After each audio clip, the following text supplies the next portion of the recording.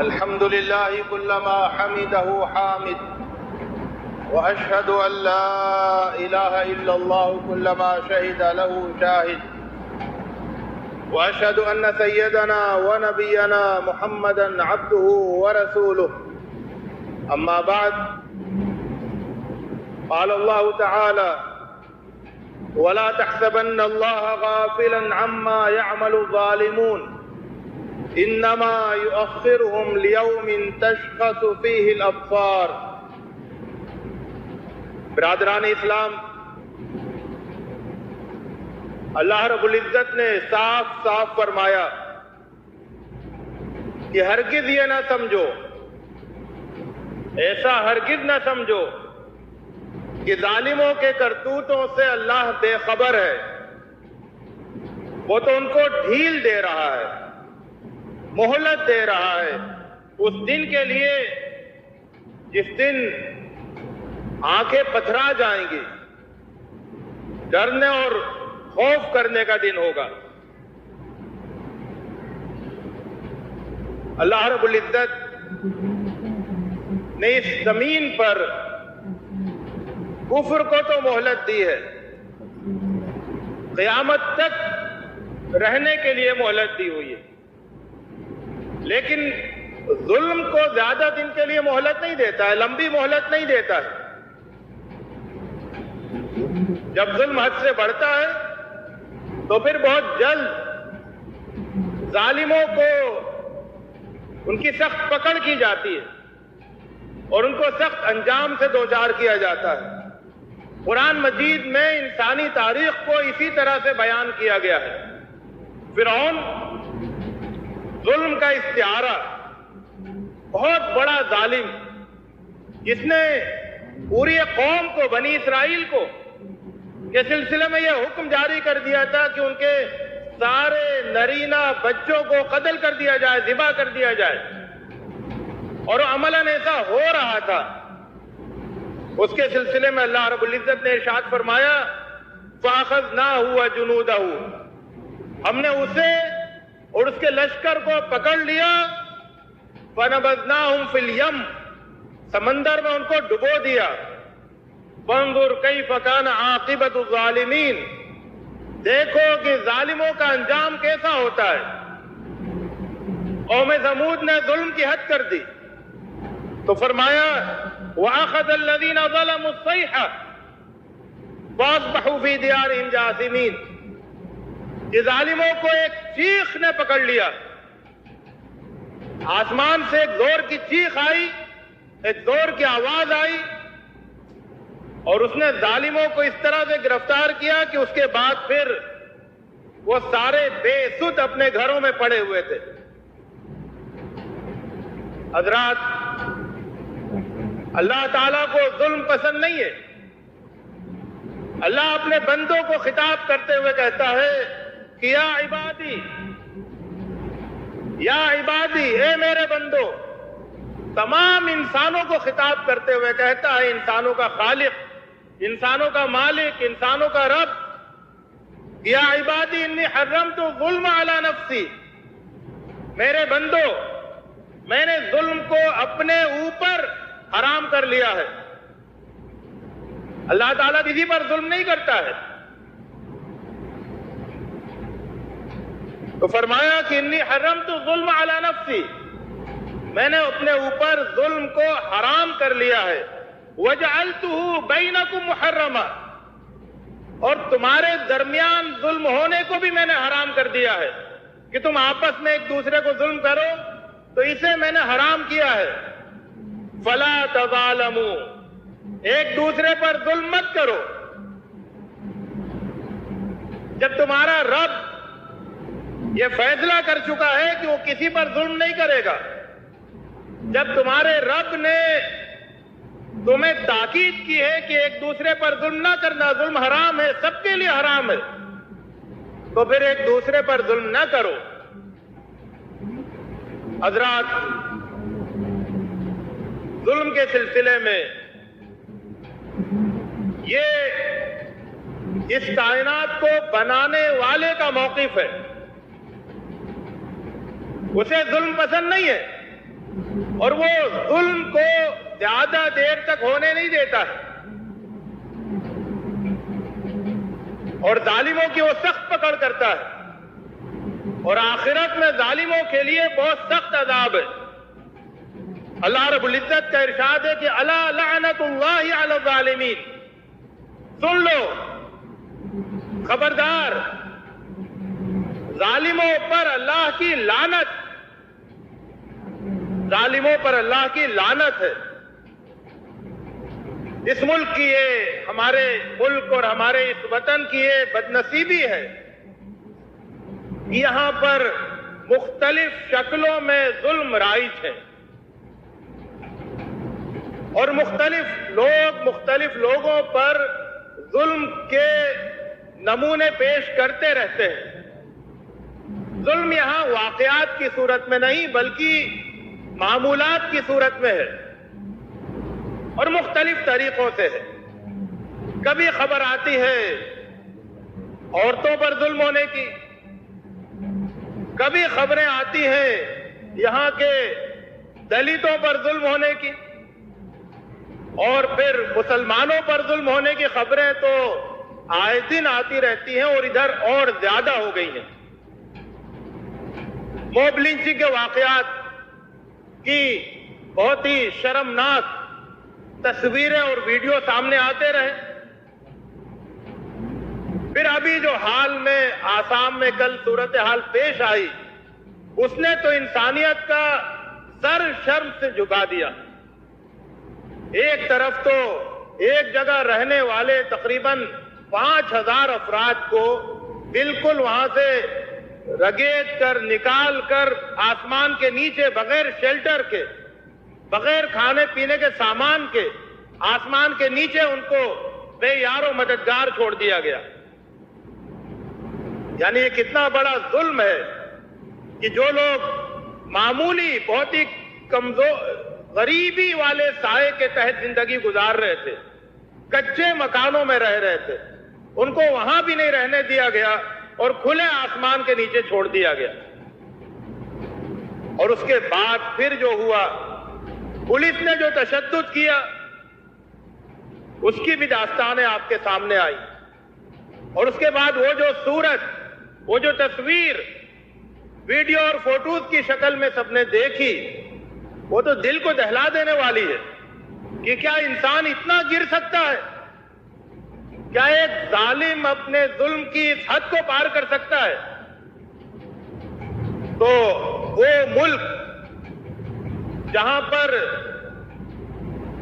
ایک ایک جاندار، بلکہ چھوٹے چھوٹے کیڑوں کی جان کے سلسلے میں ملک کی پارلیمنٹ میں قوانین پاس ہوتے ہیں، اس ملک میں انسانوں کے ساتھ اس طرح سے ظلم کیا جائے گا اور کھلے عام ظلم ہوگا اور اتنے گھٹیا درجے کا ظلم ہوگا، یہ سب چیزیں ناقابل یقین سی لگتی ہیں اگر ان کو آدمی اپنے آنکھ سے نہیں دیکھ رہا ہو۔ تو حضرات، اور پھر اس ملک کی بدنصیبی یہ ہے، اس وقت کی حکومتیں تو اس لیے بنائی گئی ہیں، حکومت کی ضرورت کیا ہے انسانوں کو؟ انسان تو ویسے بھی زندگی گزار سکتے ہیں۔ حکومت کی ضرورت یہ بتائی گئی ہے کہ وہ انسانوں کو انسانوں پر ظلم کرنے سے روکے، یہ حکومت کا رول ہے۔ باقی تو ہر انسان اپنی روزی خود کماتا ہے، اپنا گھر خود بناتا ہے، اپنی ضرورتیں خود پوری کرتا ہے، اپنے بچوں کو وہ خود پالتا ہے، اپنے بڑھاپے کا وہ خود انتظام کرتا ہے۔ تو پھر حکومت کی ضرورت کیا ہے؟ حکومت کی ضرورت یہ بتائی گئی ہے کہ وہ انسانوں کو انسانوں پر ظلم کرنے سے روکے، اس لیے حکومت بنائی گئی ہے، اس لیے حکومتیں قائم کی گئی ہیں، اس لیے حکومت کو برداشت کیا جاتا ہے، ان کو یہ جواب دیا جاتا ہے۔ لیکن یہاں صورتحال یہ ہو گئی ہے کہ حکومت خود ایک بہت بڑے ظالم کے روپ میں سامنے آ رہی ہے۔ سرکاری ظلم، حکومت کا ظلم، یہ ظلم کی بدترین صورت ہے۔ انسانوں کے درمیان تو مختلف مفادات، مختلف مسالے کے لیے اور ان کے لیے آپس میں کشمکش کی وجہ سے بہت سارے ظلم ہو جاتے ہیں، لیکن حکومتیں ظالم بن جائیں اور وہ ظلم کرنے لگیں تو یہ بہت ہی فکر کی بات ہے، تشویش کی بات ہے۔ اسلام نے کتنی بڑی تبدیلی پیدا کی تھی ایک ایسے ملک میں، ایک ایسی آبادی میں جہاں کے بارے میں یہ حضرت جعفر نے نجاشی کے دربار میں تقریر کرتے ہوئے کہا تھا کہ وَكَانَ الْقَوِيُّ يَأْكُلُ مِنَ الضَّعِيفِ، کہ ہمارے ہاں صورتحال یہ تھی کہ جو طاقتور ہے وہ کمزور کو کھا جاتا تھا، مطلب اس کی دولت کو، اس کے مال کو، مطلب کسی چیز کو نہیں رہنے دیتا تھا، اس پر ظلم کرتا تھا، اور ظلم اتنا بڑا ہوا کہ طاقتور کمزور کو کھا جاتا تھا۔ تو یہ صورت، تو پھر کیا ہوا؟ پھر یہ ہوا کہ اللہ کے رسول صلی اللہ علیہ وسلم نے ایسا معاشرہ تشکیل دیا جس میں طاقتور کمزور کا محافظ بن گیا۔ ظلم کو اس طرح سے ختم کیا اللہ کے رسول صلی اللہ علیہ وسلم نے کہ طاقتور کمزور کا محافظ بن گیا، مرد عورتوں کے محافظ بن گئے، مالدار غریبوں کی غربت دور کرنے کی دھن میں نکل گئے اور طاقتور کمزوروں کے محافظ بن گئے۔ اتنا بڑا انقلاب برپا کیا۔ اور پھر وہ کہ حضرت ابوبکر رضی اللہ تعالیٰ عنہ نے جب خلافت سنبھالی تو تقریر کی، فرمایا کہ القوی عندی ضعیف، طاقتور یہ نہیں سمجھے کہ وہ جو چاہے کر لے گا۔ یہ ہے حکومت کا رول جو حضرت ابوبکر رضی اللہ تعالیٰ عنہ کی تقریر میں پیش کیا گیا۔ فرمایا کہ القوی عندی ضعیف حتی آخذ الحق منہ والضعیف عندی قوی حتی آخذ الحق لہ، کہ طاقتور میرے نزدیک کمزور ہے، میں ذرا اس کی قوت کی پرواہ نہیں کروں گا جب تک کہ اس نے جو حق دبایا ہوا ہے وہ حق اس سے لے لوں، اس کی طاقت مجھے روکے گی نہیں، اور کمزور میرے نزدیک طاقتور ہے، جب تک کہ اس کا چھینا ہوا حق اس کو واپس نہیں دلا دو۔ تو حکومت کا تو رول یہ ہوتا ہے کہ طاقتور کو کمزور پر ظلم نہیں کرنے دے۔ حضرات، ظلم کی اس صورتحال میں امت مسلمہ کی ذمہ داری کیا ہے؟ مسلمانوں کی ذمہ داری کیا ہے؟ تو مسلمانوں کی سب سے پہلی ذمہ داری یہ ہے کہ وہ ظلم کے سلسلے میں اپنا واضح کلیئر موقف دنیا کے سامنے رکھیں۔ ظلم کے سلسلے میں مسلمانوں کا موقف بالکل واضح ہونا چاہیے کہ وہ ظلم کو، کسی بھی طرح کے ظلم کو، کسی پر بھی ظلم کو پسند نہیں کرتے ہیں اور اس کے خلاف اٹھیں گے۔ اس ملک کی ایک اور بدنصیبی ہے کہ یہاں پر جو دوسری، یعنی ایک تو برسر اقتدار پارٹی کا مسئلہ ہے اور اس کی نظریاتی پوزیشن کا مسئلہ ہے اور اس کے رویوں کا مسئلہ ہے، لیکن جو دیگر پارٹیاں ہیں جو اپنے آپ کو سیکولر کہتی ہیں، جو اپنے آپ کو مسلم پارٹیاں بھی کہتی ہیں، ان سب پارٹیوں نے ظلم کے سلسلے میں کبھی کوئی ٹھوس موقف اختیار نہیں کیا۔ جب بھی کوئی ظلم ہوتا ہے تو یہ خاموش رہتی ہے، چاہے وہ سیکولر پارٹیاں ہوں یا مسلم پارٹیاں ہوں۔ جب کوئی ظلم ہوتا ہے، ظلم اس سے قطع نظر کہ کس نے کس پر ظلم کیا، جب ظلم ہوتا ہے تو یہ خاموش رہتی ہے۔ دلتوں پر ظلم ہوتا ہے یہ خاموش رہتی ہے، آدی واسیوں پر ظلم ہوتا ہے یہ خاموش رہتی ہے، غریبوں پر ظلم ہوتا ہے یہ خاموش رہتی ہے، اور مسلمانوں پر ظلم ہوتا ہے تب بھی یہ خاموش رہتی ہے۔ بسا اوقات یہ شکوہ کیا جاتا ہے مسلمانوں کی طرف سے کہ جب مسلمانوں پر ظلم ہوتا ہے تو سیکولر پارٹیاں کیوں نہیں بولتی ہیں، کیوں آواز نہیں اٹھاتی ہیں؟ میں یہ سمجھتا ہوں کہ وہ آواز کیسے اٹھائیں گی؟ انہوں نے تو ظلم کے خلاف آواز اٹھانے کو اپنا موقف بنایا ہی نہیں ہے، تو پھر وہ اس موقع پر بھی آواز نہیں اٹھائیں گی۔ ان کو یہی اندیشہ ہوگا کہ آواز اٹھائیں گے تو یہ کہا جائے گا کہ مسلمانوں کی منہ بھرائی کر رہی ہیں، لیکن اگر ان کا موقف واضح ہو کہ وہ ہر ظلم کے خلاف طاقتور آواز اٹھائیں گے، تو پھر وہ جب مسلمانوں پر ظلم ہوگا تب بھی وہ آواز اٹھانے کی پوزیشن میں ہوں گے، اور جب دوسروں پر ظلم ہوگا تب بھی وہ آواز اٹھائے۔ تو یہ ایک بہت بڑا مسئلہ ہے یہاں پر، کہ یہاں پر ایک دوسرے کے خلاف تو آواز اٹھائی جاتی ہے، لیکن ظلم کے خلاف سب لوگ مل کر آواز اٹھائیں، یہ یہاں پر عام طور سے نہیں ہوتا ہے۔ تو ایک مسئلہ یہ ہے، تو اس سلسلے میں مسلمانوں کو آگے بڑھ کر ایک پوزیشن لینی ہوگی کہ ہم ہر ظلم کے خلاف آواز اٹھائیں گے۔ اللہ کے رسول صلی اللہ علیہ وسلم نے یہی تعلیم دی ہے، فرمایا اتقوا دعوت المظلوم وان کان کافرا، مظلوم کی بددعا سے بچو، ڈرو، چاہے وہ کافر ہو۔ مطلب کیا ہوا؟ مطلب یہ ہوا کہ مظلوم کا مذہب نہیں دیکھا جائے گا، اور ظالم کا بھی مذہب نہیں دیکھا جائے گا، ظالم مسلمان ہو یا غیر مسلم ہو، اور مظلوم مسلم ہو یا غیر مسلم ہو، کسی بھی طرح کی تفریق کے بغیر ظالم کا ہاتھ پکڑا جائے گا، مظلوم کی مدد کی جائے گی۔ تو فرمایا کہ اتقوا دعوت المظلوم وان کان کافرا فانه ليس دونها حجاب، اس کی جو آہ ہوتی ہے، اس کی جو بددعا ہوتی ہے، اس کے اور اس کی جو فریاد ہوتی ہے، اس کے اور اللہ کے درمیان کوئی حجاب نہیں ہوتا ہے، کوئی پردہ نہیں ہوتا ہے۔ تو اللہ تعالی مسلم مظلوم کی بھی فریاد کو سنتا ہے اور غیر مسلم مظلوم کی بھی فریاد کو سنتا ہے۔ اس کا مطلب یہ ہوا کہ اللہ کے جو نمائندہ بندے ہیں، اہل اسلام ہیں، ان کا ظلم کے سلسلے میں بالکل ایسا ہی بے لاگ موقف ہونا چاہیے۔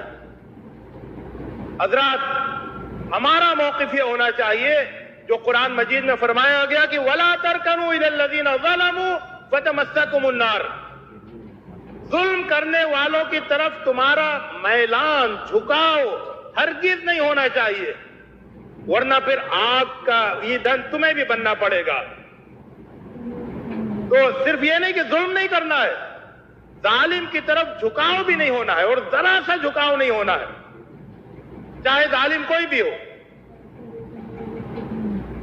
امام احمد رحمۃ اللہ علیہ کے پاس ایک آدمی گیا اور اس نے کہا کہ آپ جانتے ہیں کہ بادشاہ ظالم ہے، اور میں اس کا درزی ہوں، اس کے لیے کپڑے سلتا ہوں، تو کیا میں بھی اس آیت کے تحت آتا ہوں کہ میرا بھی میلان، میرا جھکاؤ ظالم کی طرف ہے؟ تو امام احمد نے کہا نہیں، تم نہیں آتے ہو، تم اس آیت کے تحت نہیں آتے ہو، تم ظالم بادشاہ کے درزی ہو تو تم تو خود ظلم میں شریک ہو۔ جھکاؤ جس کا ہے ولا ترکنو کے تحت تو وہ آدمی آتا ہے جو تم کو سوئی اور دھاگا بیچتا ہے۔ تو ظالم بادشاہ کا درزی بھی ظالم ہے، اور اس ظالم کو سوئی اور دھاگا بیچنے والا وہ ظالم کی طرف جھکاؤ رکھنے والوں میں اس کا شمار ہوتا ہے۔ مطلب یہ ہے کہ بہت دور سے بھی تمہارا تعلق، تمہاری ہمدردی، تمہارا جھکاؤ ظالم کی طرف نہیں ہونا چاہیے۔ اس کا تقاضا کیا ہے؟ اس کا تقاضا یہ ہے کہ ہمیشہ جو ہماری گروہ بندی ہے وہ ظالم کے خلاف ہو۔ ہوتا کیا ہے بسا اوقات، خاص طور سے چھوٹے چھوٹے گاؤں میں، چھوٹی بستیوں میں، محلوں میں، خاندانوں میں ایسا ہوتا ہے کہ جب کوئی کسی پر ظلم کرتا ہے تو اس سے تعلق کی بنا پر، یعنی مظلوم سے تعلق کی بنا پر ایک گروپ بن جاتا ہے، اور ظالم سے رشتہ داری، دوستی، تعلق کی بنا پر ایک گروپ بن جاتا ہے۔ تو گاؤں میں دو پارٹیاں ہو جاتی ہیں، ایک پارٹی ظالم کی طرف، ایک پارٹی مظلوم کی طرف۔ اس کا مطلب یہ ہوا کہ جو پارٹی ظالم کی طرف ہے اس کا ظلم کے سلسلے میں موقف کمزور ہے، وہ ظالم کے ساتھ کھڑی ہے رشتہ داری کی وجہ سے، تعلق کی وجہ سے، دوستی کی وجہ سے، پرانے کسی مفاد کی وجہ سے نہیں۔ یہ طریقہ ہے، تو اس کا مطلب یہ ہے کہ ظلم کے سلسلے میں ہم بے حسی کا شکار ہیں، بے ضمیری کا شکار ہیں۔ ہونا یہ چاہیے کہ اگر کوئی ظلم کرے تو وہ ایک ہو اور سارے لوگ اس کے خلاف ہو جائیں۔ اور اس کے اوپر دباؤ ڈالیں کہ وہ ظلم چھوڑے. تو جو گاؤں میں پارٹی بنے وہ ظلم کی بنیاد پر بنے, خاندان میں جو تقسیم ہو ظلم کی بنیاد پر ہو کہ ظالم کو الگ تھلگ کر دینا ہے, ظالم کے اوپر سب لوگ مل کر دباؤ ڈالیں گے. تو یہ اصل میں ہونا چاہیے. اور اسی طرح سے ہماری جو کوششیں ہونی چاہیے وہ ظلم کے خلاف ہونی چاہیے, نہ کہ اپنی مظلومیت کے خلاف. کہ جہاں ہم مظلوم ہو وہاں پر تو ہم آواز اٹھائیں, چیخیں, چلائیں, لیکن جہاں پر ہم مظلوم نہیں ہیں لیکن ظلم ہو رہا ہے تو وہاں ہم خاموشی اختیار کریں, یہ رویہ صحیح نہیں ہے. ہماری لڑائی مظلومیت سے نہیں ظلم سے ہے, اور ظلم کے خلاف لڑائی میں ہم مظلوم ہونا بھی گوارا کر لیں گے, یعنی ظلم و زیادتی کو بھی برداشت کر لیں گے, لیکن ظلم کے خلاف اپنے موقف کو واضح رکھیں گے. اور اس کے بعد پھر ظلم کے خلاف ہماری کوشش, ہمارا رویہ, ہمارا موقف مسلسل مخالفت کا ہونا چاہیے. ہمارا معاملہ یہ ہے کہ اگر ظلم خاموشی سے ہو رہا ہے تو کتنا ہی بڑا ظلم ہو ہم خاموش رہتے ہیں. اگر ظلم خاموشی سے ہو رہا ہو تو کتنا ہی سنگین, کتنا ہی بڑا ظلم ہو ہم خاموش رہتے ہیں. لیکن اگر ظلم شور شرابے کے ساتھ ہو رہا ہو, اس کا کوئی ویڈیو وائرل ہو جائے, اس کا کوئی فوٹو آ جائے, تو پھر ہم بے چین ہو جاتے ہیں. تب ہمارے اندر کی غیرت جاگ اٹھتی ہے, تب ہمارے اندر بیداری آتی ہے. نہیں, ظلم کے خلاف انسانوں کو مسلسل بیدار رہنا چاہیے کہ خاموش ظلم ہو تو اس کو بھی وہ پکڑ لے, اور اگر وہ شور شرابی کی تو ہمت ہی نہیں ہونی چاہیے ظالم کے اندر. تو اس طرح سے حضرات, چاہے چھوٹے سے چھوٹا ظلم ہو, گھر پر شوہر کا بیوی پر ظلم ہو, گھر پہ لڑکوں کا لڑکیوں پر ظلم ہو, یا پھر محلے میں کسی بڑے آدمی کا چھوٹے آدمی پر ظلم ہو, گاؤں میں کسی طاقتور کا کمزور پر ظلم ہو, کسی بھی درجے کا ظلم ہو, چھوٹے سے چھوٹا ظلم, اس کے خلاف ہمارا موقف واضح ہونا چاہیے. کیونکہ جس معاشرے میں چھوٹے چھوٹے ظلم کو چھوٹ ملتی ہے وہاں پھر بڑے بڑے ظلم کے لیے جرأت پیدا ہو جاتی ہے. تو حضرات, ہمیں اللہ تعالیٰ سے دعا کرنا چاہیے کہ وہ ظالموں کی جلد خبر لے, ظالموں کا ہاتھ پکڑے. ہمیں ظالموں کے خلاف بھی دعا کرنی چاہیے اور ظلم کے خلاف کوشش بھی کرنی چاہیے, اور وہ کوشش ایسی ہو جس سے کہ ظلم سمٹے, ظلم رکے, نہ یہ کہ ظلم اور بڑھے. تو اللہ رب العزت سے دعا ہے کہ وہ ہمیں اس کی توفیق عطا فرمائے کہ ہم اپنا جو خیر امت کا جو رول ہے, جسے اللہ کے رسول صلی اللہ علیہ وسلم نے فرمایا کہ انصر اخاک ظالما او مظلوما, تو جو خیر امت کا رول ہے اس رول کو, اس کردار کو ہم ادا کریں. اس ملک کو اور ساری دنیا کو ظلم کی ہر شکل سے بچانے کی ہماری کوشش ہو. ہم ہر مظلوم کے ساتھ کھڑے نظر آئیں اور ہم ہر ظالم کا ہاتھ پکڑتے ہوئے نظر آئیں. اللہ رب العزت ہمیں طاقت دے, ہمیں توفیق دے, ہماری مدد کرے. وآخر دعوانا الحمد للہ رب العالمین. اقول قولی ھذا واستغفر اللہ لی ولکم اجمعین واستغفروہ انہ هو الغفور الرحیم.